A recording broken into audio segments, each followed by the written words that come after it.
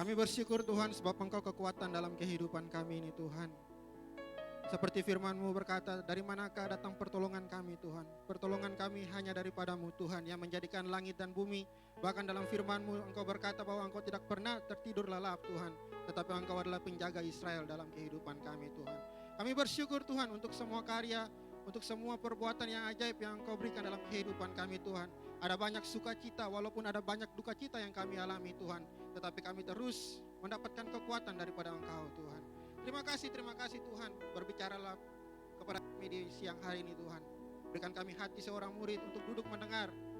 Dan bahkan tidak hanya mendengar Tuhan, tetapi kami keluar dari tempat ini Tuhan. Kami membawa sesuatu yang baru, kami menghidupi yang baru Tuhan di luar sana. Sehingga kami menjadi pengikut Kristus yang berbuah dan memuliakan nama-Mu Tuhan. Terima kasih Tuhan, dalam nama Yesus, haleluya, amin.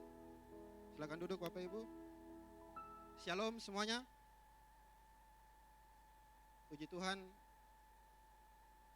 saya diberikan kesempatan lagi untuk memberitakan firman Tuhan. Masih dengan tema yang sama, yaitu Be Strong, jadilah kuat. Tadi pagi Mami juga sampaikan hal yang sama dari ayat yang sama, 2 Timotius 1 ayatnya sampai yang ke-6. Dan saya juga di siang hari ini membawakan hal yang sama. Nah, kalau kita berbicara tentang jadilah kuat, maka ada beberapa pertanyaan yang akan kita hadapi. Apakah kekuatan kita ditentukan dari misalnya contoh otot kita? Ataukah ditentukan dari kekayaan kita? Ataukah mungkin kata be strong atau jadilah kuat itu seperti ketika ada orang yang mengalami sebuah bencana atau musibah, lalu kita mengatakan dengan lata, be strong ya bro, be strong ya pak, be strong ya ibu. Apakah hanya sekedar itu? Ataukah ada satu kehidupan yang lebih baik, atau ada satu kehidupan yang bisa menunjukkan bahwa kita itu adalah orang-orang yang kuat? Mengapa? Karena orang yang kuat itu tidak bisa dibohongi Bapak Ibu. Dan salah satu bukti bahwa orang itu kuat adalah ketika dia harus mengalami yang namanya tantangan. Harus ada tantangan baru bisa kita lihat bahwa apakah dia itu kuat. Itu buktinya. Nah, kalau kita lihat kata kuat di sini dalam Kamus Besar Bahasa Indonesia, kata kuat diartikan sebagai banyaknya tenaga. Jadi orang yang kuat itu tidak kosong. Dia harus punya sesuatu. Tenaganya harus ada. Lalu kemudian kata kuat juga berhubungan dengan tahan. Kalau orang yang kuat itu dia pasti tahan uji. Ada ketahanan dalam dirinya. Lalu kemudian tidak mudah goyah, artinya dia punya prinsip orang yang kuat.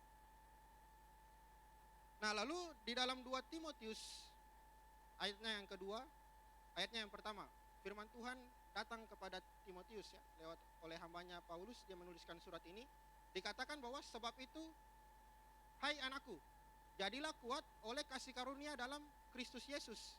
Nah, saya ambil dari terjemahan The Passion, dikatakan seperti ini, Timotius anakku yang terkasih,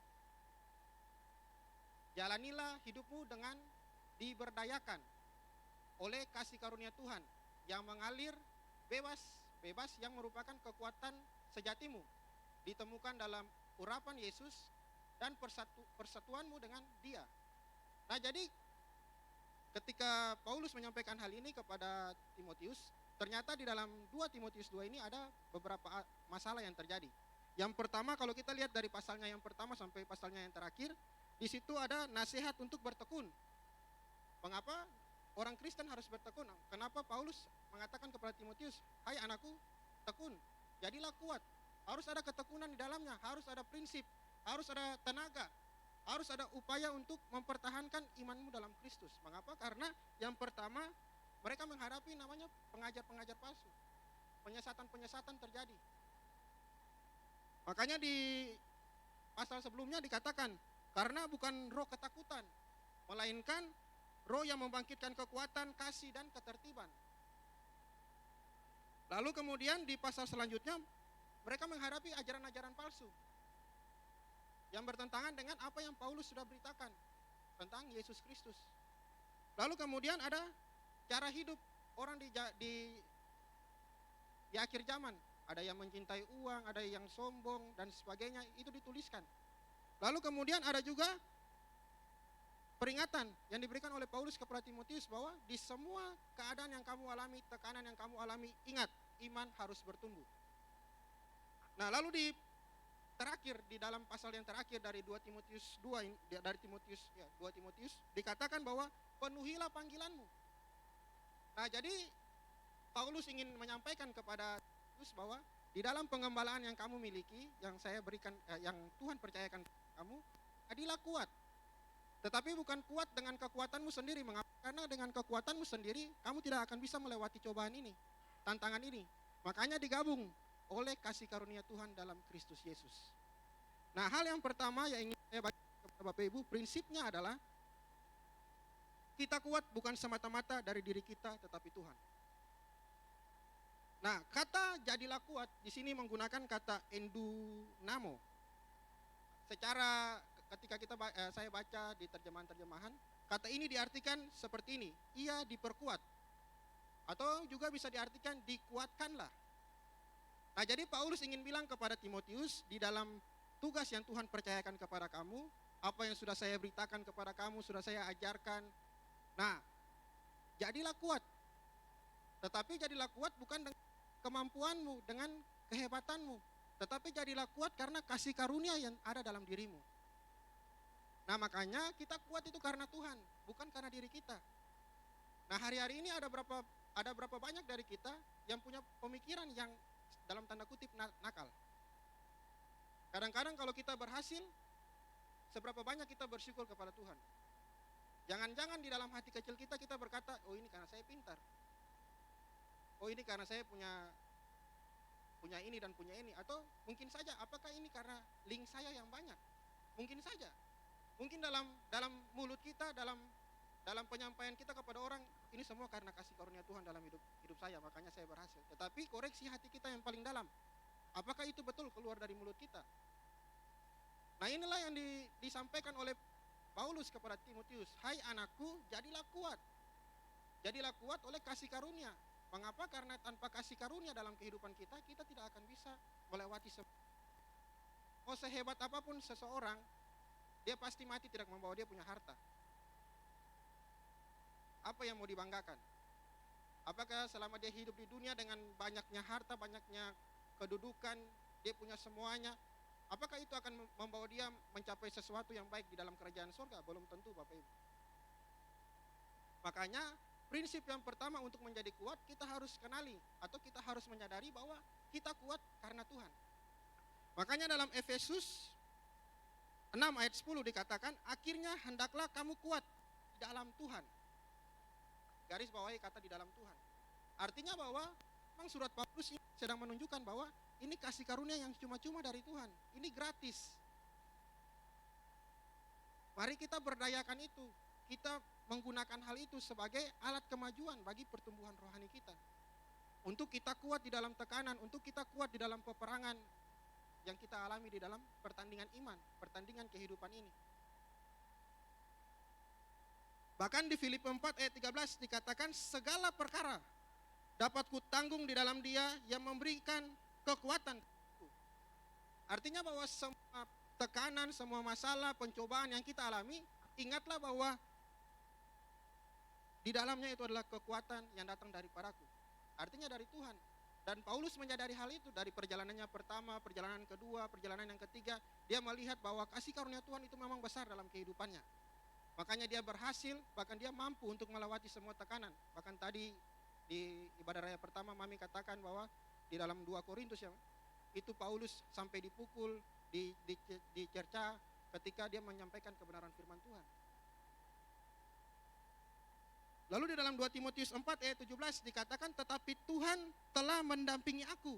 Artinya Tuhan bersama-sama dengan dia. Dan menguatkan aku supaya dengan perantaraanku Injil diberitakan dengan sepenuhnya. Dan semua orang bukan Yahudi mendengarkannya. Demikian aku lepas dari mulut singa. Artinya bahwa memang Paulus dalam pelayanannya dia ada di tengah-tengah penyesatan-penyesatan di dalam semua orang yang menolak tentang Kristus. Ada banyak hal yang dia hadapi. Makanya dia bilang bahwa tetapi Tuhan telah mendampingi aku. Tuhan telah menguatkan aku. Nah, lewat semuanya ini dia bisa katakan bisa katakan lewat pengalaman-pengalaman perjumpaannya dengan Tuhan, dia katakan kepada Timotius, hai anakku yang kekasih, jadilah kuat oleh kasih karunia Tuhan. Nah, kalau kita lihat di dalam struktur kata dari endunamo ini, dia memiliki salah satu kata perintah. Kata perintahnya itu imperatif present. Nah, ini perintah yang sifatnya adalah wajib untuk dilakukan, tetapi tidak wajib juga dilakukan, tetapi dia punya risiko, ada dampaknya. Jadi ketika Paulus sampaikan kepada Timotius, jadilah kuat anakku oleh kasih karunia Tuhan. Secara perintah itu wajib dilakukan, tetapi dia punya konsekuensi, dia punya pilihan. Kalau saya tidak lakukan, otomatis ada konsekuensi yang akan saya terima. Otomatis kalau dia tidak memberikan dirinya atau mengandalkan Tuhan di dalam kehidupannya dalam menghadapi pelayanan yang dia sedang jalani, maka otomatis ada risiko yang dia alami. Bisa saja dia gagal dalam pelayanannya. Mengapa? Karena dia tidak mengandalkan yang namanya kasih karunia Tuhan dalam kehidupannya. Untuk menjadi kuat, kita tidak hanya mengandalkan kekuatan diri sendiri, karena itu atas. Tetapi kita perlu kekuatan yang datang dari Allah, sebab Tuhanlah sumber dari segala jawaban dalam kehidupan kita. Ada beberapa ayat Bapak Ibu, Ibrani 13 ayat yang ke-6 dikatakan, sebab itu dengan yakin kita dapat berkata, Tuhan adalah penolong, aku tidak akan takut, apakah yang dapat dilakukan manusia terhadap aku. Dalam Yesaya juga, Yesaya 41 ayat 10 dikatakan, janganlah takut, sebab aku menyertai engkau. Janganlah bimbang, sebab aku ini Allahmu. Aku akan meneguhkan, bahkan aku menolong engkau. Aku akan memegang engkau dengan tangan kananku yang membawa kemenangan. Artinya bahwa di dalam seluruh bacaan-bacaan Alkitab tentang jadilah kuat atau kekuatan Allah, semuanya sudah ada Bapak Ibu. Tuhan sudah memberikan janji kepada kita, bahkan Tuhan sudah memberikan nasihat, memberikan jaminan kepada kita bahwa siapakah yang dapat melawan kamu? Mengapa? Karena sebab dengan Allah kita akan melakukan perkara-perkara yang luar biasa. Nah, tetapi sayangnya orang Kristen kita berjalan dengan cara kita. Kebanyakan dari kita mengambil inisiatif. Kadang-kadang kita juga memotong jalannya Tuhan, sehingga intervensi daripada Tuhan itu tidak terjadi dalam kehidupan kita. Padahal kita mampu. Mengapa? Karena di dalam Korintus Paulus katakan bahwa pencobaan-pencobaan yang kamu alami itu tidak akan melampaui kekuatanmu. Artinya setiap porsi yang Tuhan kasih dalam kehidupan kita, Tuhan tahu kemampuan kita. Secara natur manusia itu ingin berbuat baik Bapak Ibu. Kalau dalam psikologi kita belajar. Tetapi kadangkala dalam kenaturan itu kita malah melakukan yang tidak tepat, begitu istilahnya. Artinya secara natur memang kita itu tahu baik dan kita ingin lakukan, tetapi dalam ketika mengambil langkah itu kadang-kadang kita salah. Nah, harusnya di dalam sebelum mengambil keputusan harusnya kita kembali kepada 2 Timotius 1 ini. Bahwa ingat, jadilah kuat oleh kasih karunia Tuhan. Ingat, kekuatanmu itu bukan datang dari dirimu sendiri, ingatlah itu dari Tuhan. Pergunakan itu karena itu gratis. Atau ada yang datang bayar Bapak Ibu ketika minta kekuatan dari Tuhan? Atau kita perlu sogok dulu? Kan tidak ada. Dalam firman Tuhan tidak dituliskan. Malah firman Tuhan langsung dengan terang-terangan, jadilah kuat anakku, kuatkan dan teguhkan hatimu. Di dalam Yosua. Haleluya. Oke, yang kedua, prinsip yang kedua. Untuk menjadi kuat, kita perlu bertanggung jawab. Bapak Ibu, untuk menjadi kuat, kita tidak hanya bisa berlengah-lengah atau santai duduk di rumah, tidur, makan tidur, dan selesai kita kuat. Tidak seperti itu Bapak Ibu. Ada tanggung jawab. Makanya saya tulis, I have work to do. Artinya, saya harus melakukan sesuatu. Nah, berbicara mengenai tanggung jawab, yang pertama itu berbicara tentang kewajiban. Yang kedua, dapat dipercaya. Jadi kata responsibility atau bertanggung jawab itu tidak hanya sekedar menunaikan kewajiban, tetapi di dalamnya itu harus ada unsur dipercaya. Lalu kemudian ada kesetiaan di dalamnya. Tidak mungkin seseorang mengambil tanggung jawab tanpa setia. Dia harus setia menjalankannya itu sampai akhir. Bahkan tidak sampai akhir Bapak Ibu, kalau kita baca tentang perumpamaan Tuhan memberikan talenta. Dia harus mengembalikan. Bahkan di dalamnya juga ada kata penanggungan. Dia harus mengambil tanggungan. Lalu kemudian ada pertanggungan. Artinya dia harus tanggung jawab. ada sesuatu yang dia harus tanggungkan. Lalu pertanggungjawaban. Nah, itulah kata-kata yang diartikan dalam kata bertanggung jawab. Nah, tanggung jawab secara umum diartikan adalah kemampuan untuk menanggung kewajiban yang diberikan kepada seseorang dengan adanya unsur kepercayaan karena mampu untuk mengerjakannya sampai selesai.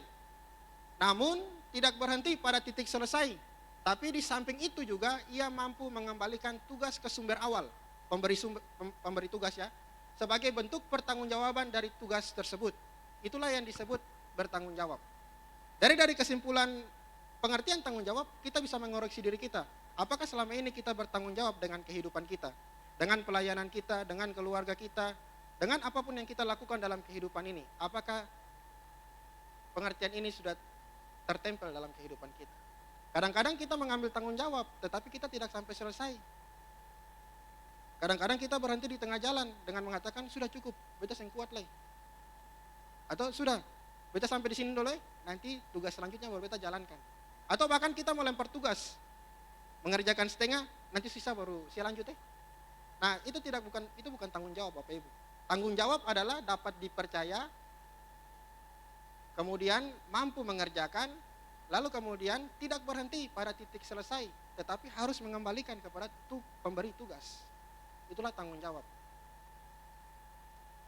Nah, apa yang tanggung jawab yang Timotius harus jalankan? Dalam 2 Timotius 2 ayat 2.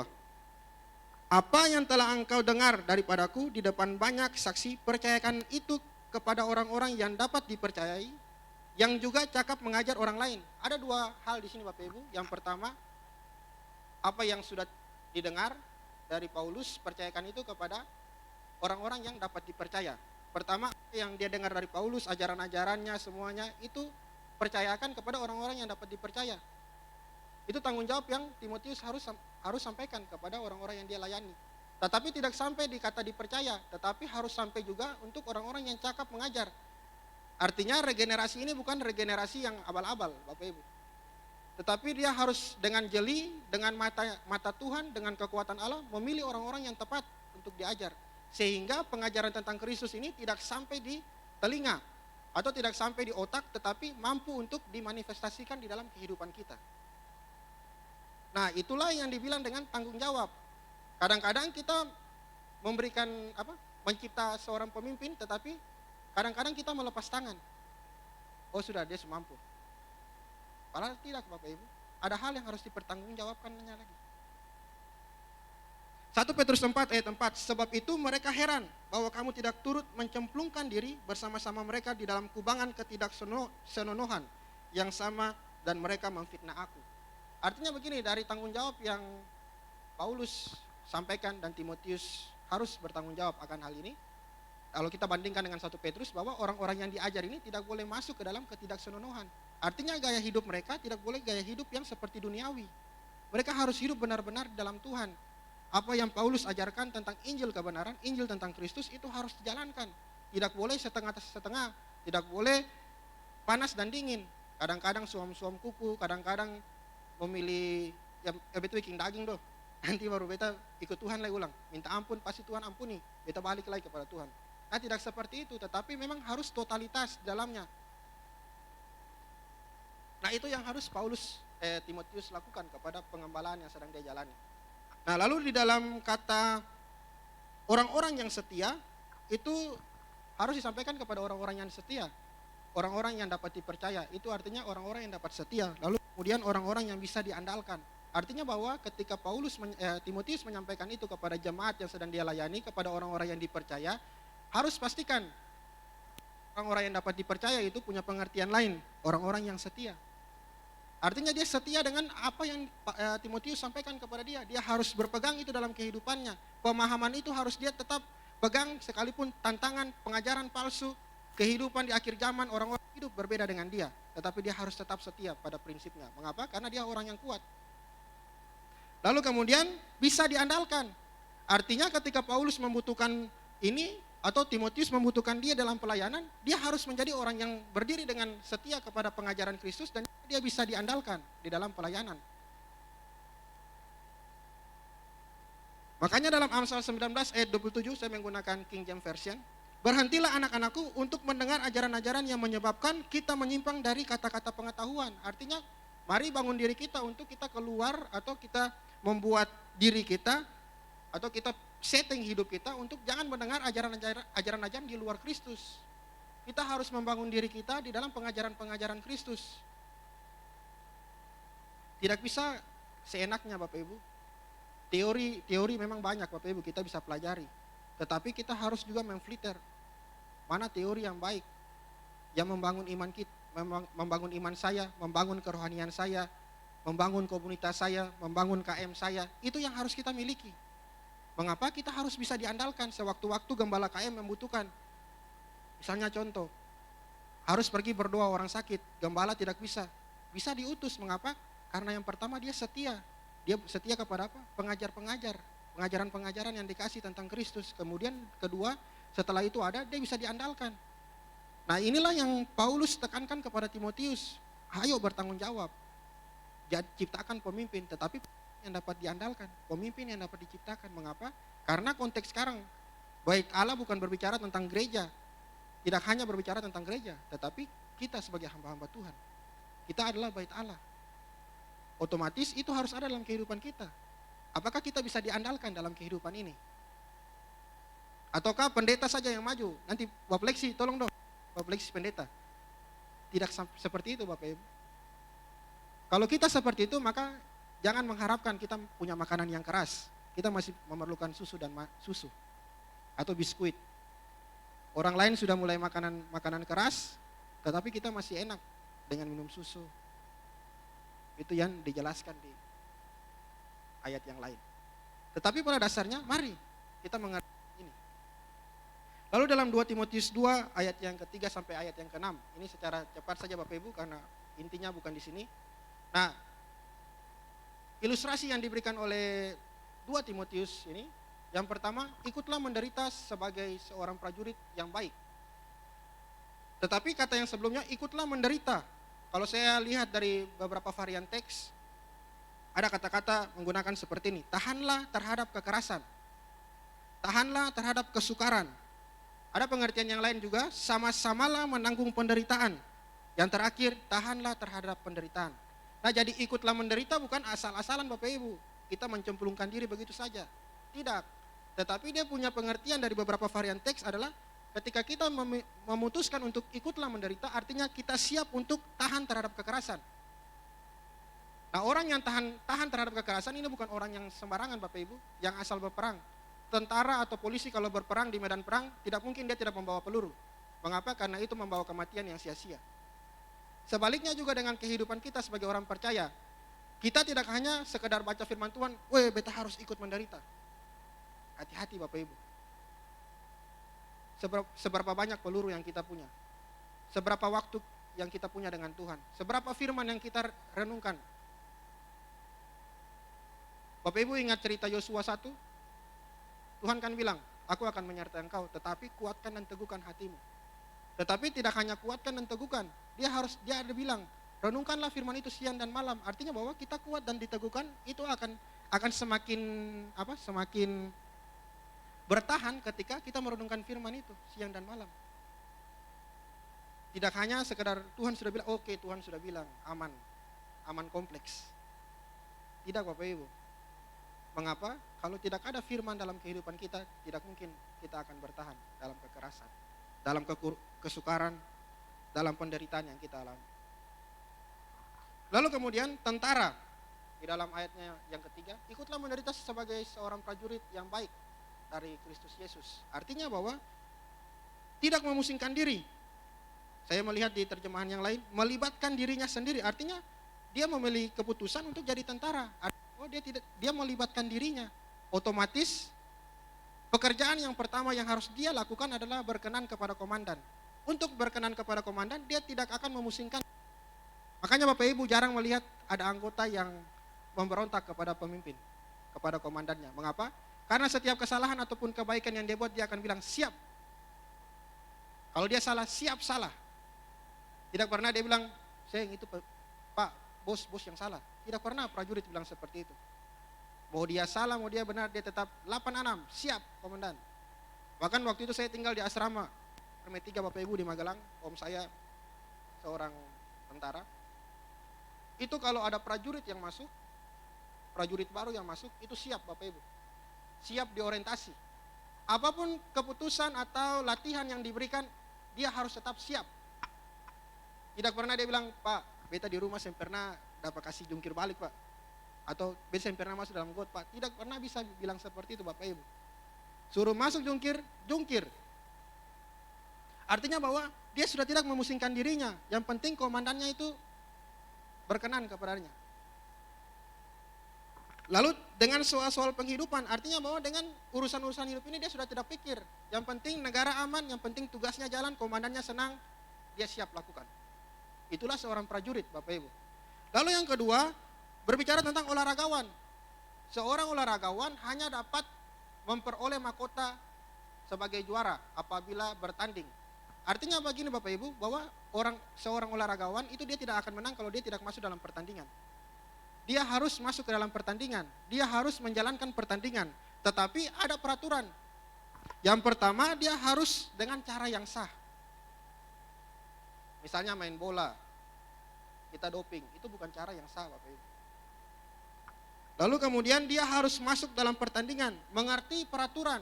Jadi dia harus dengan cara yang sah, tetapi juga dia harus tahu peraturan. Peraturannya seperti apa. Lalu kemudian bagaimana cara hidupnya di luar lapangan. Nah kadang-kadang olahragawan itu fisiknya tidak bagus, kenapa? Karena di luar lapangan seringkali dia dalam tanda kutip nakal. Misalnya di luar, contohnya dia tidur larut malam. Otomatis fisiknya tidak baik Bapak Ibu. Seorang olahragawan itu dia harus fit. Mengapa kalau pemain bola misalnya kayak Cristiano Ronaldo, dia merasa dirinya tidak fit, dia tidak akan diturunkan. Mengapa? Karena itu akan mempengaruhi satu timnya. Satu lemah tidak akan kuat, pasti ada pencang. Dan sebaliknya, lawan akan melihat hal itu. Oh ternyata di sisi kanan ini kelemahannya di sini, dia akan serang dari situ. Lalu kemudian seorang petani, karakteristik seorang petani itu adalah bekerja dan menunggu. Tanam, dia pasti akan tunggu. Tetapi juga dia harus siap bekerja kapanpun. Tidak mungkin dia habis tanam, sudah kasih tinggal nanti 1 bulan baru balik panen. Tidak Bapak Ibu. Tetapi dia harus tetap bekerja, dia lihat saya tanam ini bagaimana, pupuknya bagaimana, sudah bertumbuh ke belum, kalau mati atau ada hama harus bersihkan. Nah itu karakteristiknya. Makanya seorang petani yang bekerja keras haruslah yang pertama menikmati hasil usahanya. Kalau karakteristik ini tidak ada, dia tidak akan pernah menikmati hasil usahanya. Nah kurang lebih seperti itu Bapak Ibu mengenai tanggung jawab sebagai seorang yang Timotius dalam 2 Timotius ini sampaikan. Apakah ini ada dalam kehidupan kita? Apakah kita sebagai prajurit Allah yang setia? Apakah kita mengambil bagian sebagai seorang olahragawan yang siap bertanding dengan cara yang benar di dalam pertandingan iman kita? Yang ketiga, apakah kita sebagai seorang penabur yang baik, yang dengan karakteristiknya sabar, bekerja, apakah itu ada dalam kehidupan kita? Nah ada beberapa tanggung jawab yang saya simpulkan dalam kehidupan kita. Yang pertama, tanggung jawab kita kepada Tuhan. Yang kedua, tanggung jawab terhadap diri sendiri. Yang ketiga, tanggung jawab terhadap keluarga. Yang keempat, tanggung jawab dalam pelayanan. Yang kelima, tanggung jawab terhadap komunitas. Yang keenam, tanggung jawab terhadap kota dan bangsa. Inilah tanggung jawab, ruang lingkup tanggung jawab yang harus kita jalani dalam kehidupan ini. Jangan kita berpikir bahwa tanggung jawab saya hanya dengan Tuhan, dengan diri saya. Ada banyak tanggung jawab yang harus kita kerjakan. Apalagi soal bangsa dan negara, soal komunitas. Ketika Bapak Ibu ditempatkan di dalam satu organisasi, satu komunitas, itu adalah tanggung jawab Bapak Ibu. Bagaimana pertumbuhannya terjadi, bagaimana kehidupan yang lebih baik itu terjadi dalam komunitas Bapak Ibu. Bahkan kota dan bangsa kita. Nah, inilah poin terakhir Bapak Ibu.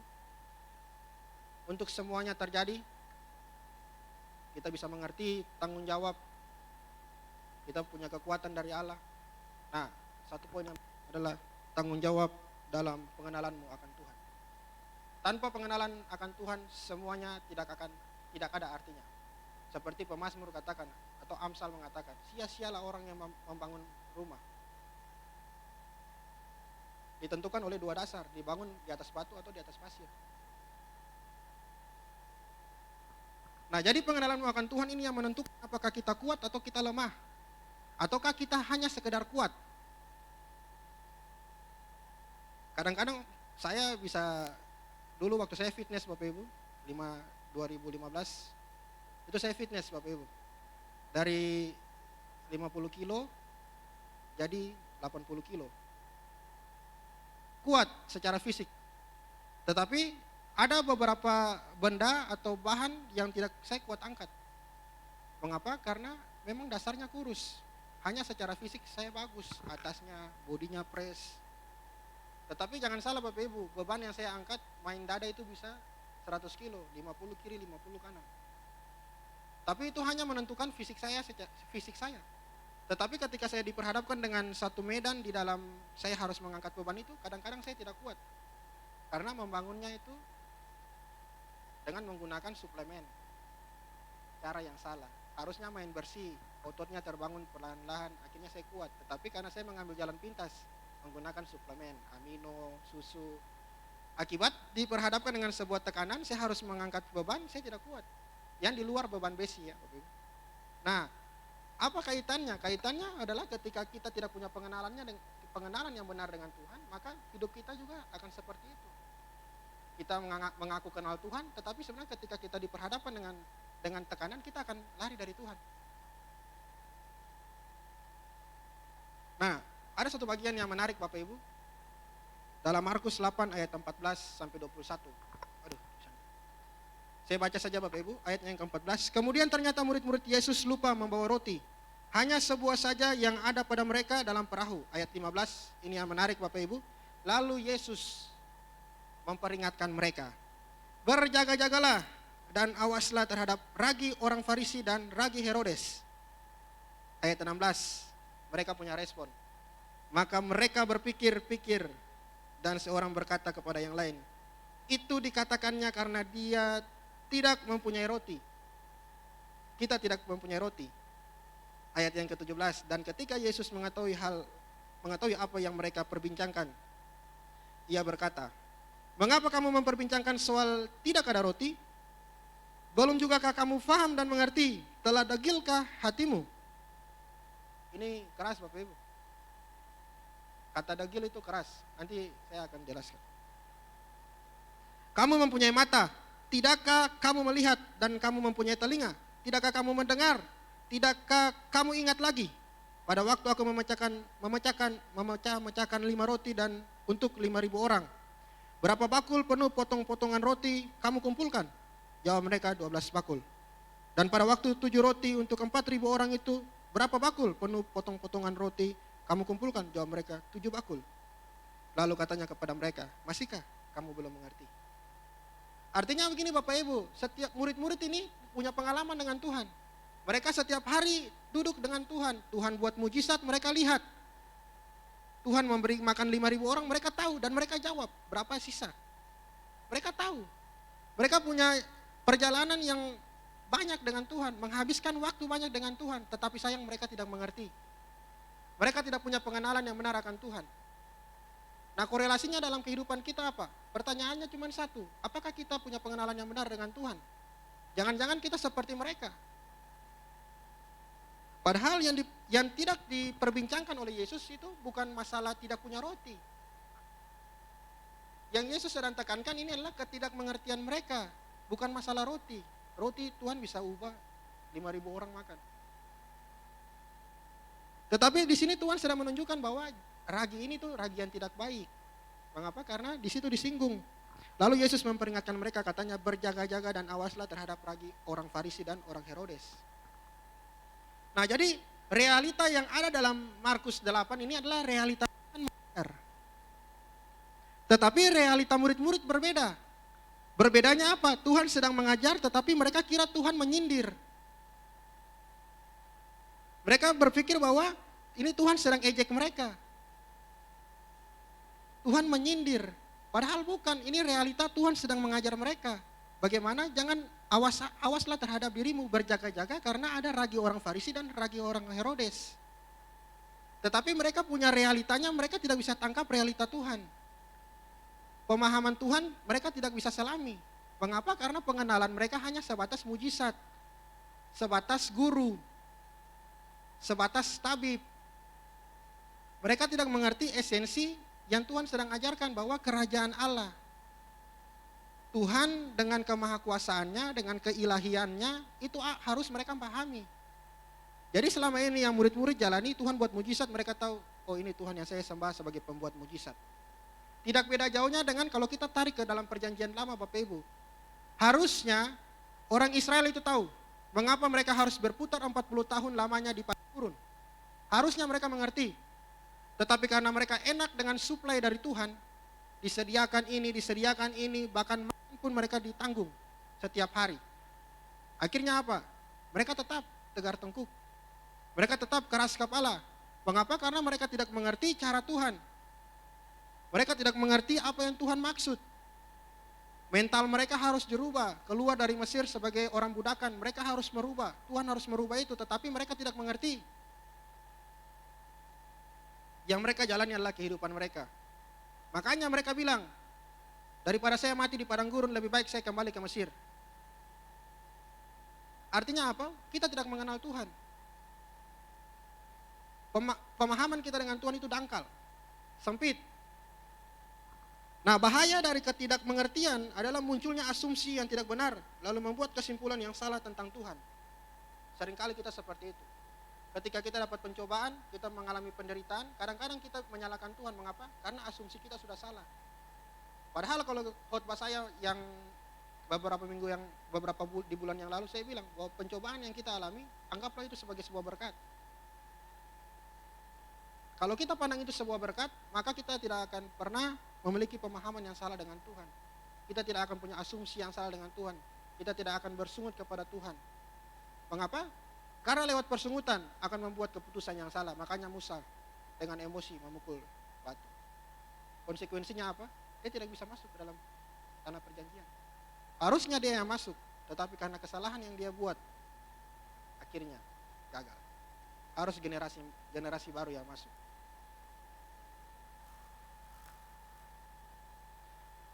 Ragi Farisi berbicara tentang apa? Kepura-puraan Bapak Ibu, kemunafikan. Mereka orang-orang terpandang, tetapi mereka munafik. Mereka pura-pura. Mereka mau ajarannya diikuti, tapi mereka tidak mau mengikuti. Orang Herodes, orang-orang Yahudi yang menaruh pengharapannya pada Herodes, dan itu merupakan tipu daya politik. Politiknya apa? Sehingga penerimaan pada Yesus sebagai Mesias yang dijanjikan itu dipandang sebagai bentuk perlawanan. Yang dianggap sebagai Mesias, dan pada kuasa Herodes yang dianggap sebagai Mesias yang dapat menjanjikan kedamaian dan ketentraman bagi bangsa Yahudi di tengah-tengah penjajahan Romawi. Itulah orang-orang yang ada di bawah Herodes.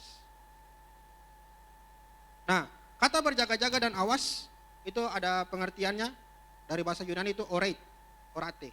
Itu menatap dan tepat, dengan tepat.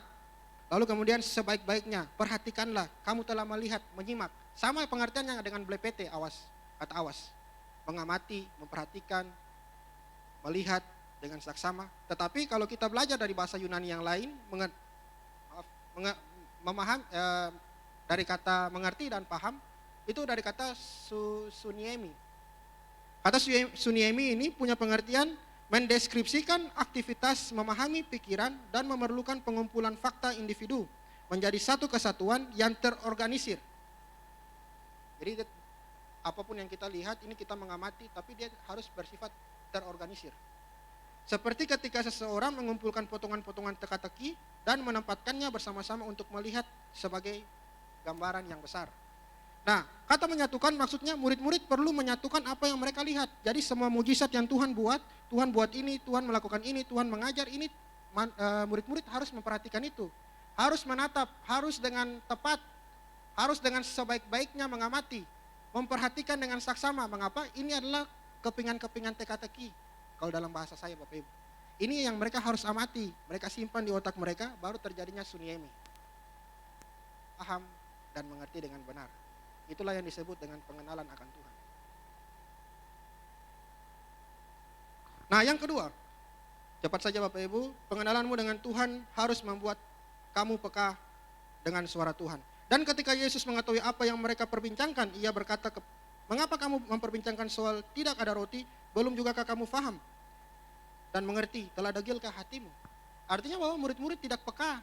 Mereka tidak mampu mendengar apa yang Tuhan sampaikan. Mereka tidak peka dengan suara Tuhan. Harusnya ragi ini tidak berbicara tentang roti, tetapi berbicara tentang satu pemahaman yang tidak boleh dilakukan oleh para murid.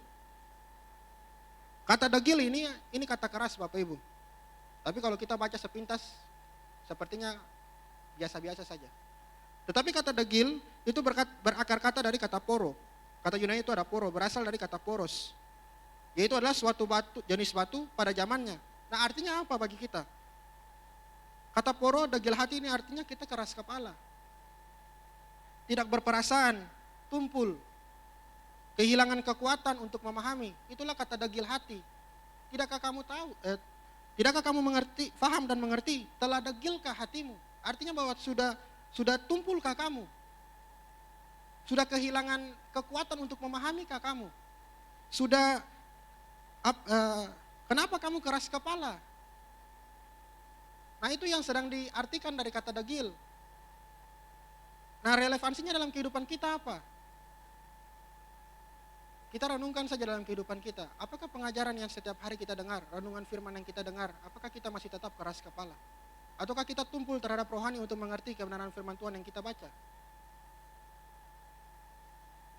Saya punya kata-kata yang menarik Bapak Ibu. Mohon maaf Bapak Ibu, tetapi kunci utama kita menjadi kuat ada pada kemampuan kita peka terhadap suara Tuhan. Dan ketidakmampuan kita mendengar suara Tuhan mengakibatkan kita tumpul secara rohani dan gagal jumpa dengan Tuhan. Mohon maaf sekali Bapak Ibu, tapi inilah fakta yang harus saya sampaikan. Bahwa ketidakmampuan kita mendengar suara Tuhan mengakibatkan kita tumpul. Mengapa? Seperti murid-murid. Tuhan tidak bermaksud ini, tetapi mereka malah berpikir Tuhan menyindir. Berarti Tuhan tidak ada keadilan dong kalau Tuhan menyindir. Berarti Tuhan ada anak emas dong, ada murid kesayangan dong kalau begitu. Tidak rata dia. Bisa saja muncul asumsi seperti itu. Tetapi Tuhan tidak seperti itu. Makanya mari kita belajar untuk peka terhadap suara Tuhan. Firman Tuhan yang kita baca, pengajaran yang dikasih, website-website yang kita baca, YouTube yang kita nonton. Mari kita ambil kepekaan kita. Kita dengar suara Tuhan. Apakah dari pemberitaan ini Tuhan berbicara bagi saya atau tidak? Jangan-jangan kalau kita tidak mendapatkan, saya bisa simpulkan kita tumpul. Kalau hidup kita seringkali dengar firman Tuhan tetapi kita tidak berubah, jangan-jangan kita tidak pernah atau kita gagal jumpa dengan Tuhan. Mengapa? Karena perjumpaan dengan Tuhan itu selalu mengubahkan. Tidak pernah tidak terjadinya perubahan. Perjumpaan dengan Tuhan selalu menghasilkan perubahan. Bapak Ibu ingat kisah Paulus? Ketika dia jumpa dengan Tuhan, perubahan terjadi. Dan dulunya Saulus menjadi Paulus. Petrus menyangkal Yesus. Ketika ketemu dengan Tuhan, jadilah Petra. Martin Luther pernah mengatakan Bapak Ibu, doa menyelesaikan 50% dari pekerjaan kita. Artinya, agenda atau pekerjaan saudara 10 yang harus saudara kerjakan, tetapi di saat saudara berdoa, sudah menyelesaikan 5. Artinya gini Bapak Ibu, ketika kita berdoa, Tuhan kasih kekuatan, Tuhan kasih hikmat. Nah 5-nya tinggal kita kerjakan. Itu kalau kita berdoa, tapi kalau kita tidak berdoa, ya siap 10-nya kita kerja. Kurang lebih yang saya tangkap dari statementnya. Jadi mari kita perbanyak hubungan kita dengan Tuhan. Kita dengar suara Tuhan, supaya kita kuat. Nah, ada 3 hal yang harus kita paham. Yang pertama, standar Tuhan, intervensi Tuhan, penggenapan janji Tuhan. Nah, kita kalau tidak peka, kita tidak akan mengerti standar Tuhan. Standar Tuhan tidak kita mengerti, maka tidak akan terjadi intervensi Tuhan. Tidak terjadinya intervensi Tuhan dalam kehidupan kita, maka tidak pernah terjadinya penggenapan dalam kehidupan kita. Itu hukum wajib. Mengapa? Makanya kita harus mendengar suara Tuhan, supaya apa? Kita mengerti standarnya. Oke, Tuhan mau kerjanya seperti ini. Tuhan mau melakukan ini dengan saya. Lalu pemahaman yang berikutnya, kita percaya intervensi. Tuhan pasti sediakan. Abraham orang yang hebat, Tuhan suruh keluar. Tiba-tiba ketika dia punya pergumulan tentang anak, baru dapat anak, Tuhan suruh korban bakaran. Bisa saja kalau asumsi yang salah, Abraham bilang, Tuhan salah ini. Tuhan baru kasih beta anak, kenapa Tuhan suruh persembahkan? Tetapi intervensi Tuhan terjadi, lalu tergenapilah. Nah, itu yang harus kita paham Bapak Ibu. Nah, yang terakhir, 3, pengenalanmu dengan Tuhan harus membawamu kuat dengan cara Tuhan. Secara singkat saja Bapak Ibu, ada dua medan pertempuran. Yang pertama iblis, yang kedua diri sendiri. Itu dalam kehidupan kita. Nah, dalam Efesus 6, itu kita sudah tahu ceritanya ya Bapak Ibu. Haruslah mengambil seluruh perlengkapan senjata rohani. Mem lanjut ke yang prajurit. Terus, nah, kurang lebih inilah gambaran ya Bapak Ibu tentang prajurit Romawi. Itu dia dari kepala sampai kaki lengkap. Nah, untuk tampil dan menjadi prajurit Allah yang kuat, jalan satu-satunya untuk meraih kemenangan dalam setiap pertempuran ialah dengan menggunakan cara Tuhan. Dan untuk mengerti cara Tuhan hanya lewat pengenalanmu akan Tuhan. Nanti Bapak Ibu bisa pulang di rumah dan baca Efesus 6 karena waktunya juga. Jadi saya langsung mengambil kesimpulan saja bahwa dengan cara kita bisa menang atau kita kuat hanya dengan cara Tuhan. Dengan menggunakan ketopong, perisai, pedang, seluruh perlengkapan rohani kita harus ambil. Mengapa? Karena pertempuran kita ini bukan pertempuran yang seperti kita face to face dengan manusia, tidak. Tetapi pertempuran yang paling besar yang kita alami adalah pertempuran dengan iblis dan diri sendiri. Itu yang paling berbahaya. Tetapi jangan salah juga, kita bertempur dengan diri sendiri, karena di belakangnya juga iblis, itu lebih kuat. Kadang-kadang keinginan daging kita lebih besar. Mengapa? Kita tidak bisa akan menang dengan keinginan daging kita, selain kita hanya datang kepada Tuhan. Kita menggunakan senjata Allah. Nah, saudara, hubungan adalah modal utama yang Tuhan kasih kepada kita. Tanpa hubungan dengannya kita tidak akan pernah kuat, tidak akan pernah mengerti cara Tuhan, tidak akan pernah tahu makna kuasanya, tidak akan pernah mengerti penolong, Roh Kudus yang ada dalam diri kita. Dengan begitu, jangan pernah bermimpi untuk sesuatu termanifestasikan keluar dari diri kita.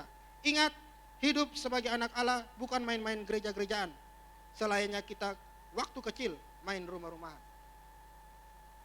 Kesimpulan, closing statement, produktivitasmu sebagai anak Allah tidak ditentukan dari seberapa banyak jadwal kesibukanmu dalam bekerja, penghasilanmu, mobilitasmu, depositomu, bahkan sampai kepada sepadat apapun jadwal pelayananmu. Tetapi yang menentukan keproduktivitasmu sebagai anak Allah adalah seberapa banyak waktu yang tidak kamu lalaikan untuk berjumpa dengan Tuhan. Dan hasil dari jumpamu dengan Tuhan termanifestasikan keluar dalam perbuatanmu tanpa rekayasa. Tuhan Yesus memberkati. Saya serahkan buat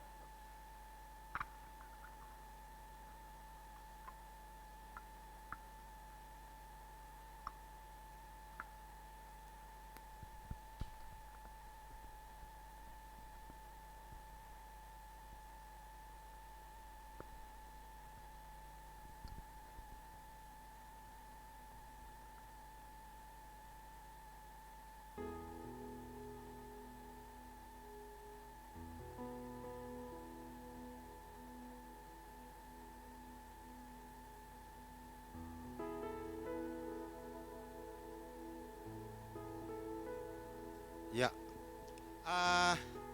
saya perhatikan kota kita, Tua Langgur itu tempat tambal bannya banyak juga. Dan setiap tempat yang tambal ban itu selalu ada mesin kompresor untuk menambah angin.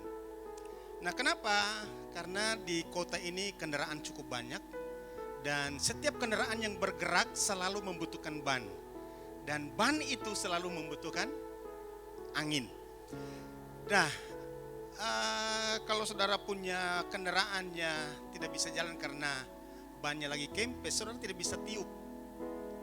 Coba saja ada yang tidak ada angin ya, ban mobil saya kempes, terus dia pakai selang, sampai ayam tumbuh gigi tidak akan pernah masuk angin.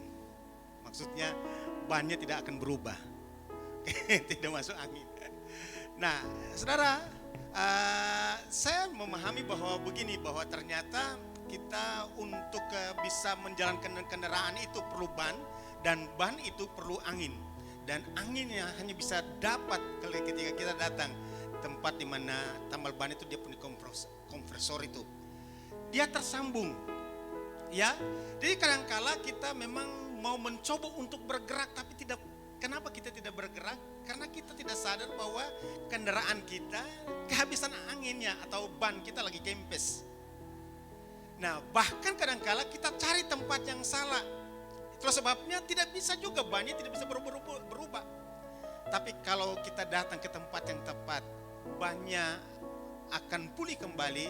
Saya percaya bahwa perjalanan kita sejauh mana pun kita akan tempuh dengan baik. Amin. Nah, mungkin kondisi kita adalah seperti ban itu. Kadang-kala kita tidak bisa bergeraknya. Tapi karena pertanyaannya kenapa? Karena kita tidak tersambung dengan angin yang tepat. Nah, kalau kita datang kepada Tuhan setiap saat. Jadi saya hanya memahami begini, bahwa kekuatan kita kalau firman itu datang kepada kita.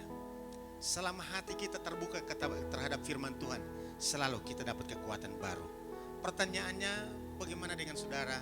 Apakah saudara masih tetap setia untuk merenungkan firman Tuhan? Atau pilihan kita lebih banyak untuk berita-berita yang konyol sekarang ini? Berita-berita politik lah, apa semuanya. Bahkan saudara tahu bahwa saya bilang buat Ibu Endang tadi malam, semakin jahatnya bangsa kita. Tidak lagi memikirkan ini siapa, kita saling menghancurkan. Kita saling menghancurkan. Nah, kalau bisa gereja saling mengasihi antara satu yang lain.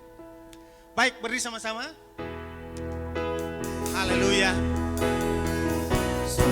Satu-satunya yang kuandalkan, satu-satunya yang ku percaya, Engkau sumber kekuatan, sumber pengharapan, sumber kedamaian. Satu-satunya yang ku andalkan, satu-satunya yang ku percaya, Engkau Tuhan memberkati, Tuhan menyembuhku, Tuhan pemulihku. Tuhan memberkati, Tuhan menyembuhku, Tuhan pemulihku. Engkau Tuhan memberkati, Tuhan menyembuhku, Tuhan pemulihku. Ibadah yang pertama, Ibu Endang buat sebuah kalimat begini. Kairos itu terbatas. Jangan pernah berpikir bahwa kesempatan itu selalu ada. Saya renungkan dalam Matius pasal 25 tentang talenta, dan Yesaya 55 ayat yang ke-6. Carilah Tuhan selama ia berkenan ditemui, dan berserulah kepada Dia selama ia dekat. Saya menemukan bahwa mari kita gunakan segala sesuatu sebelum semuanya berakhir atau dipindahkan ke tangan orang lain. Kalau ini waktunya buat kita, mari gunakan sebaik mungkin. Angkat kedua tanganmu. Tuhan, kami melepaskan berkat kesembuhan bagi anak-anak-Mu yang membutuhkannya, yang bergumul tentang kesehatannya. Kuasa darah-Mu sanggup menyembuhkan dan memulihkannya. Di dalam nama Tuhan Yesus. Tuhan mampu mengatasi virus atau sakit penyakit apapun juga, termasuk kematian. Tuhan sanggup mengatasinya. Yang kami percaya, nama Yesus nama yang penuh kuasa. Haleluya. Pelihara umat-Mu dengan kuasa kasih-Mu Tuhan. Buat jemaat-Mu yang bepergian, Tuhan sertai sampai tiba di tempat tujuan dan kembali lagi dengan tanpa kekurangan suatu apapun. Berkati seluruh proses kehidupannya Tuhan. Tuhan campur tangan, bahkan menjalankan pekerjaannya, usahanya, karirnya, pendidikannya, Tuhan pun memberkati. Tuhan, segala kemuliaan bagimu. Kami melepaskan berkat buat bangsa kami Indonesia tercinta. Kami patahkan semua kekuatan yang mencoba mengerongrong ke stabilitas keamanan bangsa kami. Kami percaya kuasa-Mu menghancurkannya dalam nama Yesus. Terima kasih Bapa, terpujilah nama-Mu Tuhan. Diberkatilah negeri kami tercinta. Terpujilah Engkau Tuhan. Pulanglah, terimalah berkatnya. Tuhan memberkati engkau dan melindungi engkau. Tuhan menyinari engkau dengan wajahnya dan beri kau kasih karunia. Tuhan menghadapkan wajahnya yang penuh kasih itu kepadamu dan memberi kau damai sejahtera. Kasih limpah rahmat dari Tuhan kita Yesus Kristus, persekutuan yang manis dengan Roh Kudus menyertai keluar masukmu, menyertai si istrimu, memberkati pekerjaan, pendidikan, karir dan masa depanmu, dibuatnya berhasil dan beruntung hari ini sampai Maranatha, sampai selama-lamanya, dan jadilah keluarga yang menyenangkan. Semua yang percaya katakan amin. Tuhan berkati, sampai jumpa minggu depan. Shalom. Satunya yang